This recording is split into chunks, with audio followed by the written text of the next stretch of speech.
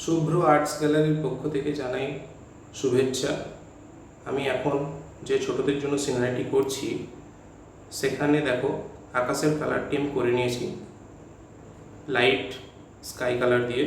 তারপর মাটির বাড়ির চালটি আমি শুরু করেছি, হালকা ব্রাউন কালার দেবে এবং ইয়েলো কালার দিয়ে মাটির বাড়ির চালটি করবে। তারপর অ্যাশ কালার দিয়ে বাড়ির যে দেওয়ালটি সেইটি করবে। এটি করার পর দেখো আমি যে কালারটি ইউজ করব সেটা হচ্ছে হোয়াইট কালার দিয়ে আমি শেড দেব এবং ব্রাউন কালার দিয়ে শেড দিচ্ছি।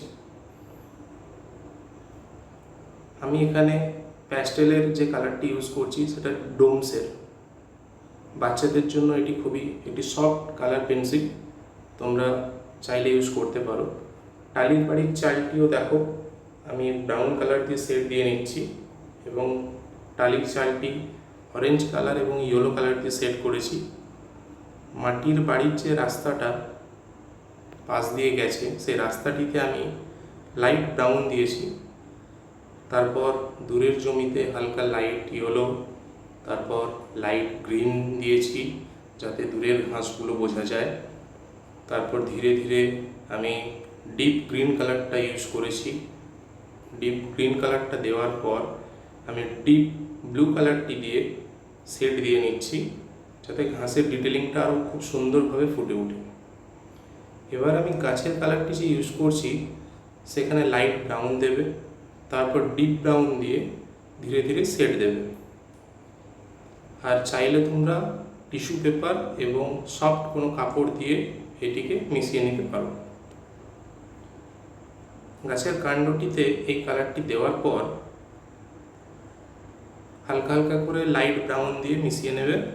প্লাস গাছের যে ডিটেলিংটা আনার জন্য তোমরা যে কালারটি ইউজ করবে ব্ল্যাক পেন্সিল দিয়ে হালকা হালকা করে একটা সাইডের দিকে তোমরা শেড দিয়ে নেবে।